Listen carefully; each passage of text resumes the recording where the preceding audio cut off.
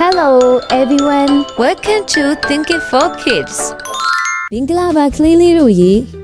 ဒီနေ့တတိယကလေးလေးတို့ကိုငါးလေးတွေဘလို့ရှင်သန်နေလဲဆိုတာပြောပြမယ်နော်ငါးလေးတွေဟာရေထဲမှာပဲနေနိုင်ကြတယ်ကုန်းပေါ်နဲ့လေထဲမှာတော့မနေတတ်ကြဘူးကွရေဟာသူတို့အိမ်လိုပဲဆိုရမယ်ငါးလေးတွေမှာဗဟတ်ဆိုတဲ့အရာရှိတယ်ကွဗဟတ်လေးတွေကရေထဲကလေအောက်ဆီဂျင်ကိုစုပ်ပြီးငါးလေးတွေသက်ရှူဖို့အထောက်အကူပေးတာပေါ့ကွငါးလေးတွေဟာရေထဲကအပင်လေးတွေပုံပွားလေးတွေနဲ့ငါးသေးသေးလေးတွေကိုစားတတ်ကြတယ်ကွ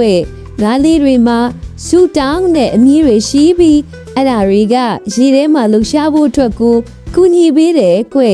ငါးမလေးတွေကဥကိုဥပြီးဥကနေမွေးဖွားလာရင်ငါးသေးသေးလေးတွေထွက်လာတာပေါ့ကွ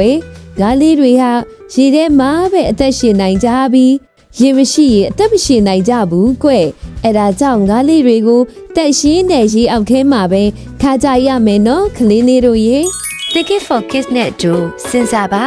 သင်ယူပါလေ့လာပါပြောရှင်ပါ This is Thinking for Kids